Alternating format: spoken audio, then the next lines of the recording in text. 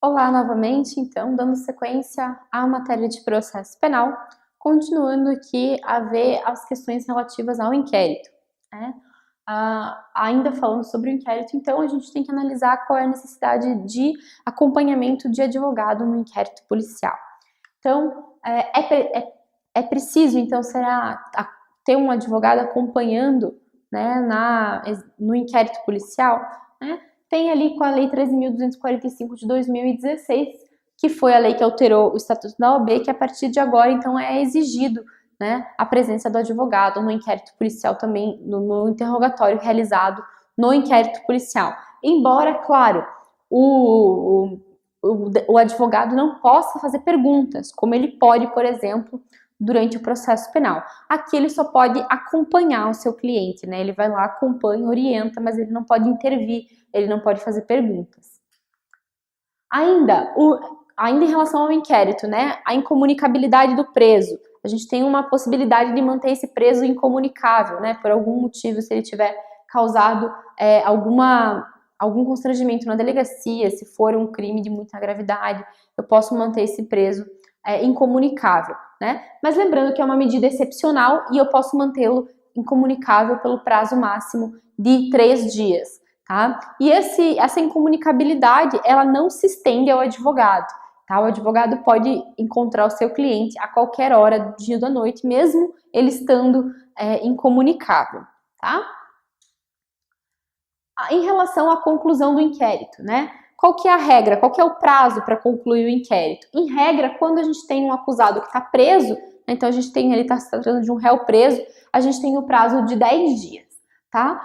Por outro lado, quando a gente tem um réu solto, né, uma pessoa que não está sendo privada de sua liberdade, a gente tem o prazo de 30 dias, tá? É possível a prorrogação, não existe nenhuma medida aplicada em casos de descumprimento desse prazo, né? Ele é um prazo ali mais que está previsto no código para orientar os delegados e a polícia judiciária como um todo, mas não existe nenhuma consequência pelo descumprimento desse prazo.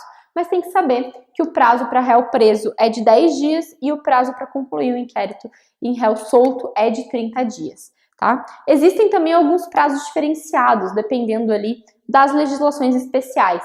Então, a gente tem, por exemplo, né, 15 dias na Lei de Organização da Justiça Federal, 20 dias, né, no Código de Processo Penal Militar, por exemplo, tá?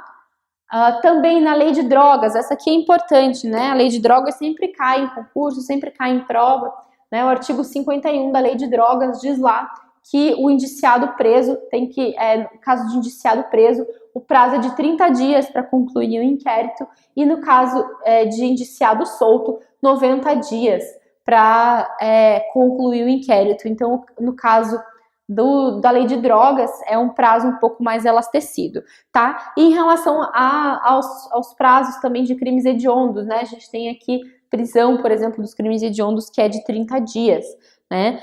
Mas em relação à principal lei complementar que é diferenciado o prazo, é no caso da Lei de Drogas, que é a mais importante aqui de ser analisada, tá? Arquivamento do inquérito. Aqui é muito importante porque essa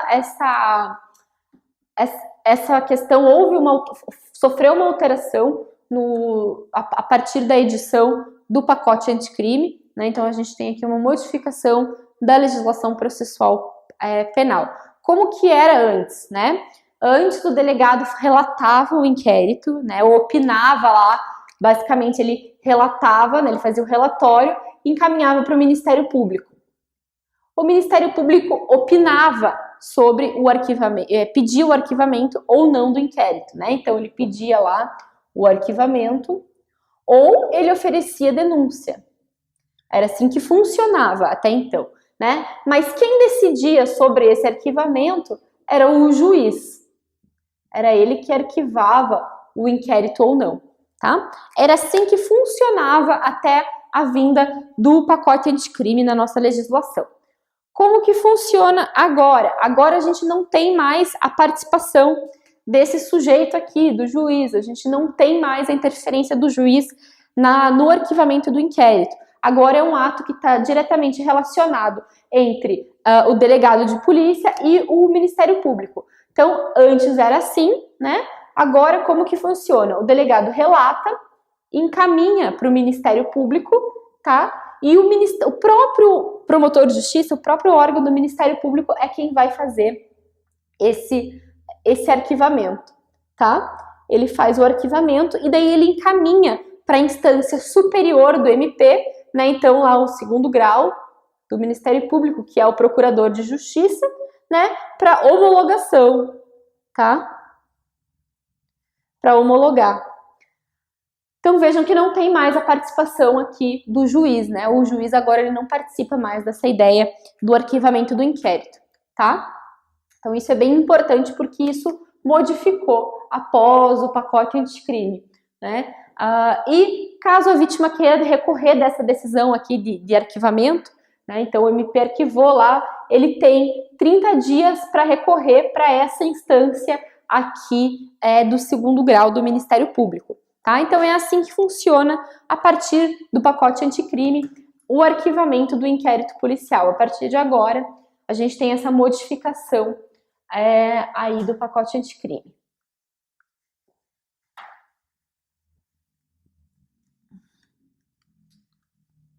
Ainda, trancamento do inquérito, né? O trancamento do inquérito é uma modalidade excepcional de arquivamento do inquérito. Consiste em encerrar o inquérito de forma excepcional quando não existe ali nenhum indício de autoria e materialidade. Aquele inquérito foi instaurado de forma ilegítima, tá? Essa decisão é importante. Dessa decisão é importante saber só que ela não faz coisa julgada, tá? Então, caso o delegado de polícia queira instaurar uma nova investigação pelo mesmo crime, ele pode fazer isso, ele tem essa possibilidade, porque não faz coisa julgada, ok? E ainda sobre o inquérito, a gente tem aqui o que é notícia-crime, né? Notícia-crime é o conhecimento espontâneo do fato, né? Então é quando a gente tem lá a levada do fato até a autoridade policial. Tem algumas modalidades de notícia-crimes. A gente tem a de cognição imediata ou espontânea, que é aquela modalidade de notícia de crime que a gente fica sabendo na TV, na imprensa, por exemplo, vê lá relatado um crime na TV, né? A notícia crime de cognição mediata ou provocada, que é mediante representação do ofendido, então eu vou lá na delegacia, registro um boletim de ocorrência de que aconteceu aquele crime, tá? E a notícia crime de cognição coercitiva, que é quando acontece a prisão em flagrante do acusado, tá? E por fim, a notícia crime anônima, né? Nosso ordenamento jurídico não admite a notícia crime autônoma como uma única modalidade de instauração de inquérito. Ela pode servir apenas como impulso para outras investigações, mas a notícia crime anônima, a denúncia anônima, né? Ela não pode servir para instaurar um inquérito policial, por exemplo, tá? Terminando a parte que diz respeito ao inquérito, a gente entra agora nas modalidades de ação penal, né? Quais são as modalidades de ação penal, tá?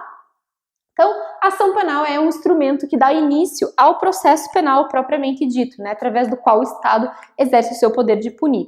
Então, aqui, tratando uma linha do tempo básica aqui do processo penal, a gente tem daqui para cá o inquérito, daqui para cá a gente tem o inquérito policial, tá? Para esse lado. Aqui a gente tem o processo penal propriamente dito. Aqui a gente tem uma sentença e aqui a gente tem a parte que vai inaugurar o processo penal, então, que é a denúncia, né? A denúncia, ela inaugura o processo. Isso aqui é o processo penal. É com isso que a gente vai trabalhar, então, a partir de agora, tá? Aí a gente tem a diferença entre as modalidades de ação penal, né? São 3 modalidades principais que se subdividem. A primeira delas é a ação penal pública incondicionada, né? O nome traz uma própria sugestão do que acontece em relação a ela. Ela é incondicionada a qualquer condição, então ela independe de qualquer condição, né? Basta o registro do boletim de ocorrência para a autoridade policial investigar e o Ministério Público poder oferecer a denúncia, né? A maior parte dos crimes do Código Penal é de ação penal pública incondicionada. Sempre, pessoal, sempre quando não disser nada o artigo do Código Penal é de ação penal pública incondicionada. Quando não for, né, quando for condicionada ou privada, vai dizer lá no artigo, esse crime somente se procede mediante representação, ou esse crime somente se procede mediante queixa. Então, tem essa excepcionalidade aí. Não disse nada é ação penal pública incondicionada. A maior parte dos crimes do Código Penal. Crime de roubo, crime de homicídio, crime de furto, todos esses são de ação penal pública incondicionada. Ainda temos também a ação penal pública condicionada à representação da vítima. A gente precisa, então, basicamente, que a vítima vá lá, né, na delegacia e fale, quero representar, que significa, quero ver essa pessoa processada criminalmente por esse delito. Tá? É isso que significa a ideia aqui de representação da vítima ou do ministro da Justiça, né? O ministro da Justiça está relacionado ali com os crimes cometidos contra a autoridade máxima do nosso país e no poder administrativo, que é o presidente da República, tá? Quando isso acontecer, então, não tem prazo, né? Não existe nenhum prazo para o requerimento feito pelo ministro da Justiça, tá? Também não cabe retratação, então, uma vez oferecida essa representação, o processo vai ter sua continuidade e significa que o Ministério Público ele tem que daí oferecer ação penal, né? Ele não pode se eximir desse oferecimento, tá? Mas a modalidade mais comum é a modalidade aqui de representação do ofendido, né? Por quê? Essa representação do ofendido, ela está presente, então, em alguns crimes do nosso Código Penal, né? E depende lá que o ofendido chegue e diga, né? Quero representar, quero ver essa pessoa processada criminalmente por esse delito, tá? Ela tem um prazo de 6 meses de decadência. Esse prazo de 6 meses, ele é contado a partir do conhecimento da autoria da infração, tá? Então, isso é importante. Por que ele não é contado a partir do momento do conhecimento do crime? Porque existem alguns crimes, por exemplo, como cometidos, hoje é muito comum, né, os crimes cometidos na internet, se você sofre uma ameaça, algo nesse sentido, por meio da internet, de logo você não tem como saber quem é, a não ser que a pessoa se identifique, né, mas ela pode usar um perfil fake, por exemplo, e você não saber quem que proferiu aquela ameaça contra você. Você encaminha para a delegacia, faz o boletim de ocorrência, a delegacia vai investigar aquele IP daquele computador e daí vai chegar, foi o Pedro, foi o João que cometeu esse crime. E daí, a partir do momento que identificou a autoria desse crime, o ofendido, então, ele tem 6 meses para representar, para dizer, quero que ele seja processado por esse delito, tá? Se passar esses 6 meses e eu não fizer a representação, o que acontece? Aí eu perco o meu direito de representar, né? Eu tenho a perda do direito que acontece por meio desse instituto aqui, que se chama decadência, tá? Além disso, caso eu exerça a representação, né, faça a representação, ela é retratável, tá? O que significa dizer que eu posso voltar atrás, eu posso dizer, não quero mais que a pessoa seja processada. Tá? Até quando? Até o oferecimento da denúncia. O Ministério Público ofereceu a denúncia, eu não posso mais voltar atrás. Aí eu não tenho mais o que fazer, tá? Mas daí se, por exemplo, levar bastante tempo para oferecer a denúncia, né? Eu posso representar e voltar atrás quantas vezes eu quiser, desde que dentro desses 6 meses e desde que aqui a retratação até o oferecimento da denúncia, tá? A exceção nesse caso é a Lei Maria da Penha, né? As vítimas de violência doméstica e familiar contra a mulher, elas podem se retratar da representação que elas fizeram até o recebimento da denúncia, que é um ato judicial, é um ato que o juiz basicamente comete. Ele fala assim, a denúncia está formalmente correta, recebo e admito o processamento dessa pessoa, né? Até essa decisão do juiz, a vítima de violência doméstica e familiar pode, então, se retratar, tá? Essa representação não exige forma específica, o que quer dizer que ela não precisa ser formal, ela não precisa ser por escrito, Basta lá eu dizer que quero representar, ou marcar um xizinho no quadradinho lá do inquérito policial, ou escrever que quero representar. Não tem uma formalidade específica, não se exige uma forma específica para ela, tá? E também não é divisível, né? Eu represento ou contra todo mundo ou contra ninguém, né? Eu represento pelo fato criminoso, tá? E a outra modalidade de espécie de ação penal, a terceira e última, é a ação penal de natureza privada, né? Diferentemente da ação penal de natureza pública, que a titularidade é do Ministério Público, tanto na incondicionada quanto na condicionada, nessa privada a titularidade é do ofendido, tá? Significa dizer que o ofendido, essa pessoa, né, ela vai ter que entrar com o que a gente chama de queixa-crime, né? Uma peça processual de natureza privada, através de um advogado. Ela tem que contratar um advogado, tá? Não pode fazer sem advogado, ok? E tem 3 modalidades de ação penal privada. A exclusiva, né, que é aquela que o direito é meu, mas se eu morrer, por exemplo, esse direito de entrar com a ação penal privada passa aos meus sucessores, tá? A personalíssima, que é quando o direito de queixa não passa aos sucessores, ou seja, eu tinha o direito de oferecer a queixa. Eu morri, esse direito morre comigo. Os meus sucessores não têm o direito de oferecer a queixa em meu nome. E a subsidiária da pública. Esse caso aqui é o mais diferente e é o mais raro de acontecer. Porque aqui eu só posso oferecer ação penal privada subsidiária da pública quando eu tenho inércia do Ministério Público num crime de ação penal pública, tá? Então, por exemplo, aqui eu tenho um crime de homicídio. O Ministério Público passou o prazo, o Ministério Público não ofereceu essa denúncia, eu, ofendido, né, vítima de tentativa de homicídio, por exemplo, posso oferecer a ação penal privada, que daí vai ser tocada pelo Ministério Público, tá? Então, essa daqui é uma modalidade excepcional. A ação penal privada, os crimes mais comuns que a gente vê de ação penal privada são os crimes contra a honra e o crime de dano. Esses crimes são de ação penal privada, né? Porque tem mais uma relação maior com direitos íntimos da pessoa, né? Então, somente a pessoa pode dizer se ela foi ofendida com um crime de injúria ou de calúnia, por exemplo. O prazo aqui também da legitimidade para eu oferecer a queixa-crime também é de 6 meses, tá?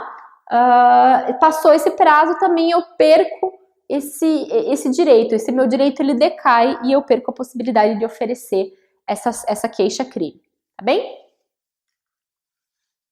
Condições da ação, né? Para oferecer uma ação penal, para iniciar uma ação penal, a gente tem algumas condições dessa ação penal que tem que ser seguidas, sem as quais a ação penal não tem a menor validade. Então, a primeira é a possibilidade jurídica do pedido, né? A pretensão do autor deve ser sob uma providência admitida no direito. Então, eu não posso, por exemplo, pedir para condenar alguém à pena de morte. Por quê? Porque não é possível no nosso ordenamento jurídico, né? A pena de morte não é admitida pelo direito brasileiro. Portanto, o pedido tem que ser juridicamente possível, tá? Ainda, a segunda condição da ação, interesse de agir, né? A ação penal ela tem que ser viável, né? E ela tem que estar condicionada a um interesse, a uma necessidade, né? Então, por exemplo, eu tenho que ter a existência de um crime que seja necessário à investigação, né? E para que essa investigação serve? Para eu poder aplicar uma pena. Essa aqui é o interesse de agir, né? Aplicar uma pena no final ali do processo penal. A terceira condição da ação é legitimidade de parte, e está muito relacionada com esses tipos de ação penal pública, né? Então, por exemplo, o ofendido por meio de advogado particular não pode oferecer ação penal pública, ele só vai poder oferecer ação penal privada, assim como o Ministério Público não vai ser titular da ação penal privada, e sim da ação penal pública. Cada tipo de ação penal tem um titular específico, então a parte tem que ser legítima para oferecer aquela peça, né? Seja ela denúncia, seja ela queixa-crime. Se eu não tiver a titularidade específica, eu tenho uma ilegitimidade de parte ativa, né? E a passiva se refere daí, tá relacionada daí a ideia da pessoa que é ré no processo, né? Então, a princípio, todos nós podemos ser réus em processos, né? Claro que existem alguns crimes que têm uma especificidade, porque eles são crimes próprios ou crimes impróprios, por exemplo, que daí só admitem um tipo de pessoa específico, mas via de regra a parte também tem que ser legítima contra, né, a parte que tem contra si oferecida uma denúncia, também tem que ser legítima, de modo que eu não posso oferecer uma denúncia contra uma pessoa por um crime de funcionário público se essa pessoa não for funcionária pública, por exemplo. Aí eu tenho uma ilegitimidade de parte. E o último elemento da ação penal, a última condição da ação penal é a tal da justa causa. Essa aqui é exclusiva do direito processual penal, não tem relação com o direito processual civil alguma, né? E se trata lá daqueles indícios de autoria e materialidade que a gente vinha falando, né? Então, assim que é recebida a denúncia ou queixa, o juiz deve analisar se essas condições elas estão presentes, e se elas estiverem presentes, ele faz esse recebimento da denúncia e diz lá: receba a denúncia, o processo pode seguir. Caso ele entenda que o processo, a denúncia não está regular, ele rejeita a denúncia e o Ministério Público pode aí oferecer nova denúncia, pode consertar o erro naquela acusação.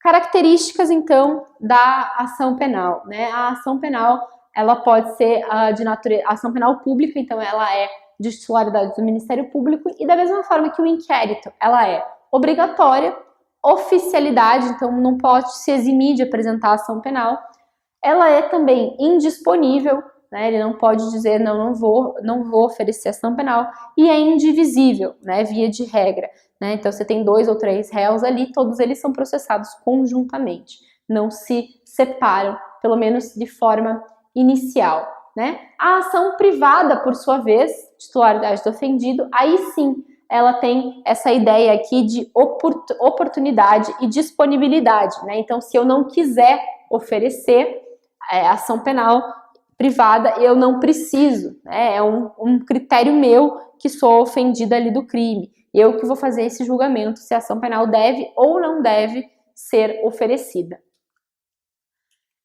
Ainda os institutos privativos da ação penal privada. Então, né, a gente tem aqui esses elementos que tratam somente da ação penal privada, tá? São 3 principalmente, a gente vai falar sobre eles. O primeiro deles é a renúncia. A renúncia é um direito que cabe ao titular da ação penal privada, que significa dizer que a pessoa poderá renunciar, então, se retratar daquele direito, daquela ação penal, né? Basicamente, eu ofereci a queixa, eu posso voltar atrás, eu posso me retratar da ocorrência daquele crime, tá? Eu posso me retratar da minha vontade de ver aquela pessoa processada, né? Ela deve ser realizada antes do ajuizamento da ação, então, né, antes de oferecida a denúncia, tá? Pode ser expressa ou tácita, né? Eu não preciso colocar num papel que é isso que eu quero. Se eu pratico algum ato que seja incompatível com o oferecimento de uma queixa, por exemplo, né, a pessoa me acusou, me apontou um crime, aí eu quero oferecer uma queixa contra ela pelo delito de calúnia, né? E daí eu sou vista, sei lá, 3 dias depois num bar com a pessoa conversando. Então é uma ação que tacitamente se compreende que eu voltei atrás, né? Se eu oferecer a um dos infratores, então, por exemplo, se eu estou processando 2 pessoas, eu quero renunciar em relação a uma, ela se estende a todos, ok? E não depende da aceitação deles. Então, eu renuncio e eles não podem fazer nada a esse respeito. Eu falo, não quero mais esse processo, o processo é arquivado e eles não podem tomar nenhuma medida em relação a isso, tá? A segunda forma de extinção da ação penal aqui é ainda o perdão, né? Esse perdão, ele ocorre depois do ajuizamento da ação, então quer dizer que a ação já vai estar em andamento, né? Vai estar lá ocorrendo a instrução, por exemplo, realizando audiência, por exemplo, tá? Também da mesma forma, expressa ou tácita, no processo ou fora dele, né? Eu posso mandar uma carta para a pessoa e dizer que eu perdoo ela, por exemplo, tá? E aqui, oferecida a um dos infratores, não se estende a todos, tá? O perdão, ele é um elemento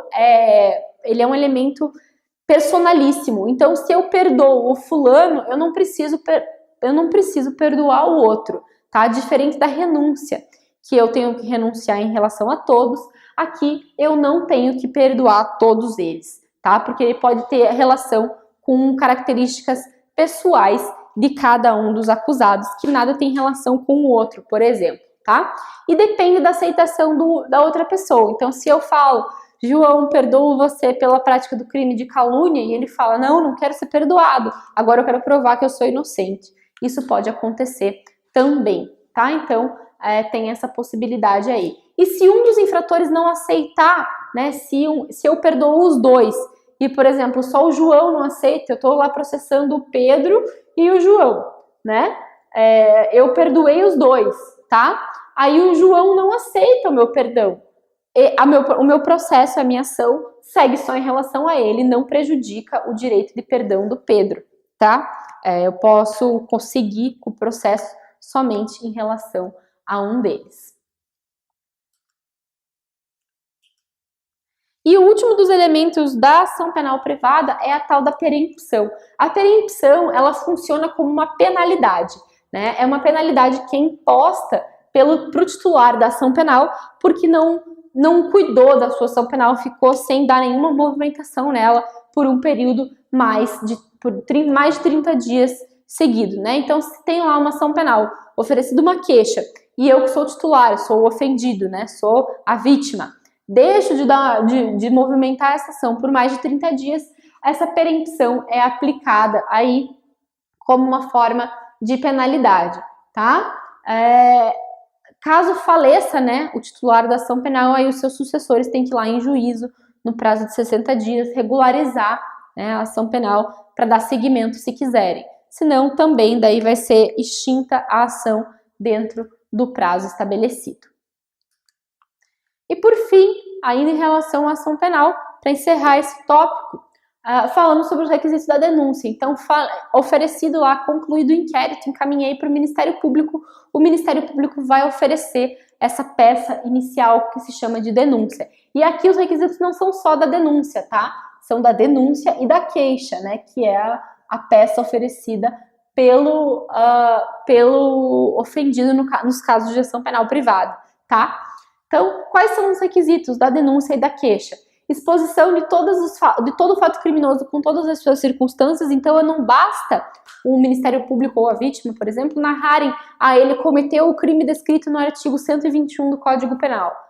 Não, ele tem que descrever no dia tal, no horário tal, na região de tal, foi encontrado o corpo do fulano de tal, apontou-se que no dia o fulano X cometeu esse crime por meio de um tiro ou por meio de uma facada. Ele tem que narrar de forma bem coerente e bem certinha tudo o que aconteceu, tá? Tem que qualificar o acusado também, né? Então tem que apontar uma pessoa certa como acusado, né? Eu tenho que dizer lá a qualificação do acusado, brasileiro, da onde que ele é, o que ele faz, RG, CPF, endereço, porque para que eu não corra o risco de processar um homônimo, por exemplo, tá? Ainda a classificação do crime, né? Daí que aqui sim é apontar o artigo do Código Penal que está se referindo, né? Então, é o artigo 121, é o artigo 129, é o artigo, seja lá qual for ele, tá? E por fim, o rol de testemunhas que vão ser ouvidas durante o processo. As testemunhas que eu apontar aqui vão ser ouvidas, tá? Durante o processo. Claro que o rol de testemunhas sempre tem, em toda denúncia tem rol de testemunhas, mas ele não é um elemento obrigatório, ele é um elemento facultativo da denúncia. Não precisa necessariamente ter esse rol de testemunhas. E assim a gente encerra, então, os requisitos e as noções sobre o inquérito policial e ação penal.